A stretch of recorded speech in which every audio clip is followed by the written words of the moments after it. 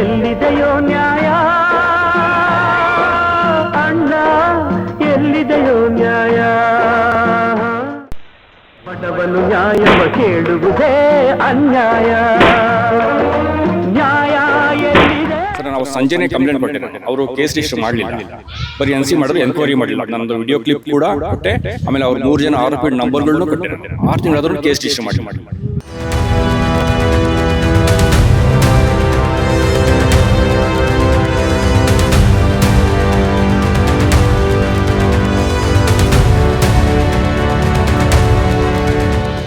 ಎಲ್ಲಿದೆಯೋ ನ್ಯಾಯ ಅಣ್ಣ, ಎಲ್ಲಿದೆಯೋ ನ್ಯಾಯ? ಅವನು ಸ್ಟೇಷನ್ ಬಂದು ಹೋಗಿದ್ದಾನೆ. ಇವರು ಅವ್ರ ಹತ್ರ ದುಡ್ಡು ಇಸ್ಕೊಂಡು ಕಳಿಸ್ಬಿಟ್ಟು ನನಗೆ ಅವ್ರ ಆರೋಪಿ ಪತ್ತೆ ಆಗಿಲ್ಲ ಅಂತ ನನಗೆ ಹಿಂಬರ ಕೊಟ್ಟಿದ್ದಾರೆ. ಬಡವನು ನ್ಯಾಯವ ಕೇಳುವುದೇ ಅನ್ಯಾಯ. ನ್ಯಾಯ ಎಲ್ಲಿದೆ? ನಾನು ಇಲಾಖೆಯಲ್ಲಿ 36 ವರ್ಷ ಸರ್ವಿಸ್ ಮಾಡಿದ್ರು ನಮಗೆ ಈ ತರ ಮಾಡಿರೋರು, ಬೇರೆ ಏನು ಕಾನೂನು ಗೊತ್ತಿಲ್ಲದೆ ಇರೋರು, ಇನ್ನೋಸೆಂಟ್ ಹಳ್ಳಿ ಕಡೆಯವರು ಈ ತರ ಬಂದ್ರೆ ಇನ್ಯಾವ ನ್ಯಾಯ ಕೊಡ್ತಾರೆ? ಇನ್ಯಾವ ತರ ಇವ್ರ ಹತ್ರ ನ್ಯಾಯ ನಾವು ಎಕ್ಸ್ಪೆಕ್ಟ್ ಮಾಡ್ಬೋದು ಅನ್ನೋದನ್ನ ನೀವೇ ತಿಳ್ಕೊಬೇಕು.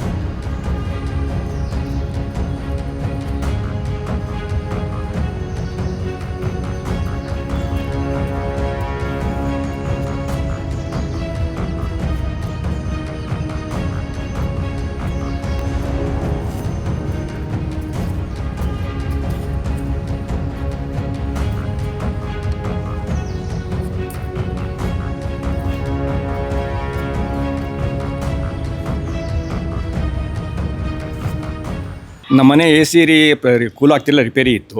ಸರಿ, ನಾವು ಬಂದರು, ರಿಪೇರಿ ಮಾಡೋರು ಬಂದು ಸರಿಯಾಗಿ ರಿಪೇರಿ ಮಾಡಲಿಲ್ಲ. ಆಮೇಲೆ ದುಡ್ಡು ಕೇಳಿದ್ರೆ ಅವರು ರಿಪೇರಿ ಆಗಿಲ್ಲಪ್ಪ ಅಂತ ನಾನು 5,000 ಕೇಳಿದ್ರು, 4,000 ಕೊಟ್ಟೆ. ಇನ್ನು 1 ಅವರ್ ಬಿಟ್ಟು ಕೂಲ್ ಆಗುತ್ತೆ ಅಂತ ಹೇಳಿದೆ. ಸರ್ 1 ಅವರ್ ಬಿಟ್ಟು ಕೊಡ್ತೀನಿ ಅಂತ ಹೇಳಿದೆ ನಾನು.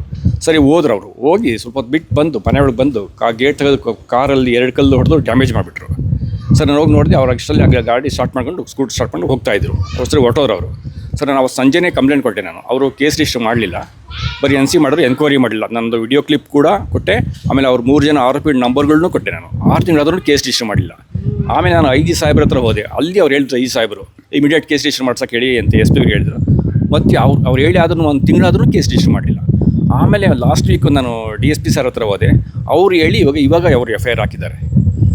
ಆಮೇಲೆ ಅವ್ರೇನಾಯಿತು, ಅವನು ಬಂದು ಕಲ್ಲು ಹೊಡೆದವನೇನೆ ಒಂದ್ಸರಿ ಫೋನ್ ಮಾಡಿ, ಸರ್ ನಿಮ್ಮ ಹತ್ರ ಕಲ್ಲು ಹೊಡೆದ್ಬಿಟ್ಟು ನಮಗೆ ನನ್ನ ಮೇಲೆ ಕಂಪ್ಲೇಂಟ್ ಕೊಟ್ಬಿಟ್ಟಿದ್ದೀರಿ, ನೀವು ನಮ್ಮ ದುಡ್ಡು ವಾಪಸ್ ಕೊಡ್ತೀನಿ ಸರ್, ಸಾರಿ ನನಗೆ ಕ್ಷಮಿಸ್ಬಿಡಿ, ಕೇಸ್ ವಾಪಸ್ ತಗೊಳ್ಳಿ ಸರ್ ಅಂತ ಹೇಳ್ದ. ಆಯ್ತಪ್ಪ, ನನಗಿಂತ 30,000 ಖರ್ಚಾಗಿದೆ ಅಂತ. ಸರ್ ಇಲ್ಲ ಸರ್ 20,000 ಕೊಡ್ತೀನಿ ಅಂತಂದ. ಆಮೇಲೆ ಆಗೋದಿಲ್ಲ ಅಂದರೆ, ಸರ್ ಎಲ್ಲ ಆಯ್ತು ಕೊಡ್ತೀನಿ, ವಾಪಸ್ ಕೊಡ್ತೀನಿ ಸರ್, ನಂದು ಕೇಸ್ ವಾಪಸ್ ತೊಗೊಂಬಿಡಿ, ದುಡ್ಡು ನಿಮ್ಗೆ ರಿಫಂಡ್ ಮಾಡ್ತೀನಿ ಅಂತ ಹೇಳ್ದ. ನಾನು ಸ್ಟೇಷನಿಗೆ ಬಾರಪ್ಪ, ಅಲ್ಲೇ ಬರ್ಕೊಡಿ ನೀನು ಅಂತ ಹೇಳಿದೆ ನಾನು.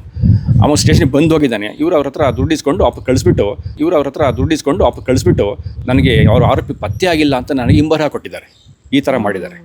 FIR ಹಾಕಲೇ ಇಲ್ಲ ಕೊನೆಗೂ. ಈಗ DSP ಅವ್ರ ಹತ್ರ ಹೋಗಿದ ಮೇಲೆ ಈಗ FIR ಹಾಕಿದ್ದಾರೆ. ಇದು 7 ತಿಂಗಳಾಯಿತು ಕಂಪ್ಲೇಂಟ್ ಕೊಟ್ಟು, ಇದುವರೆಗೂ ಕೇಸ್ ರಿಜಿಸ್ಟರ್ ಮಾಡಲೇ ಇಲ್ಲ ಅವರು.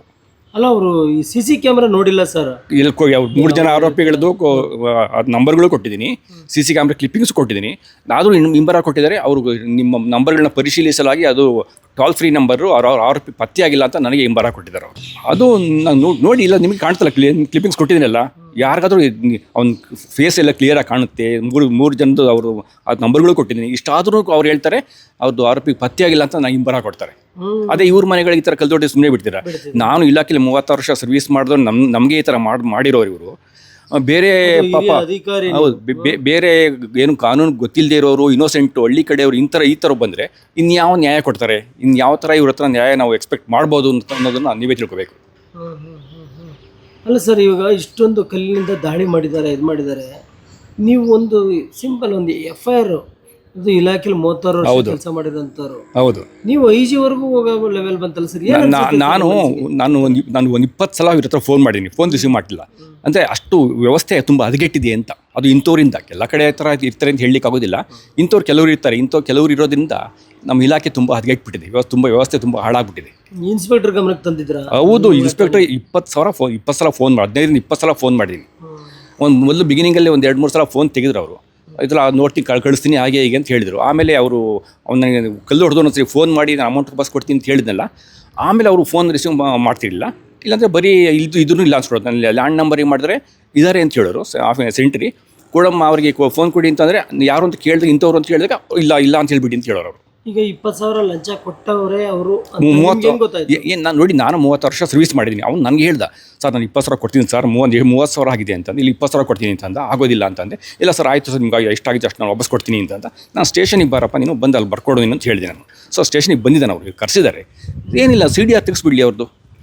ಇವ್ರು ಮೀಟ್ ಮಾಡಿ ಅವಂದು CDR 3 ಜನ ನಂಬರ್ ಕೊಟ್ಟಿದ್ದೀನಲ್ಲ, 3 ಜನ CDR ತೆಗಿಸ್ತಾರೆ, ಗೊತ್ತಾಗುತ್ತೆ ಅದು ಯಾರ್ಯಾರು ಕಾಂಟ್ಯಾಕ್ಟ್ ಮಾಡಿದ್ದಾರೆ. ಹೆಂಗ್ ಕೊಟ್ಟರು ಅವರು? ಸುಳ್ಳು ಕೊಟ್ಟಿದ್ದಾರೆ, ಇಂಬರ ಈ ಥರ ಮಾಡಿದ್ದಾರೆ. ಠಾಣೆ CC ಕ್ಯಾಮರಾ ಇರ್ತದೆ, SHD ಹೌದು ಅಲ್ವಾ? ಎಲ್ಲ ಇದ್ಕೊಂಡು ಇವ್ರು ಪತ್ತೆ ಆಗಿಲ್ಲ ಅಂತ ಸುಳ್ಳು ಕೊಡ್ತಾರೆ. ಈ ಥರ ಇದೆ ಇಲ್ಲಿ ವ್ಯವಸ್ಥೆ. ಈಗಿನ ಪೊಲೀಸಿಂಗ್ ಬಗ್ಗೆ ನಿಮಗೆ ಅಸಮಾಧಾನ ಇದೆ? ಹೌದು, ತುಂಬಾನೇ ಅಸಮಾಧಾನ ಇದೆ, ತುಂಬಾನೇ ಅಸಮಾಧಾನ. ಎಲ್ಲರೂ ಅಂತ ಹೇಳಲಿಕ್ಕೆ ಆಗೋದಿಲ್ಲ, ಇಂಥವ್ರು ಕೆಲವರು ಇರ್ತಾರೆ.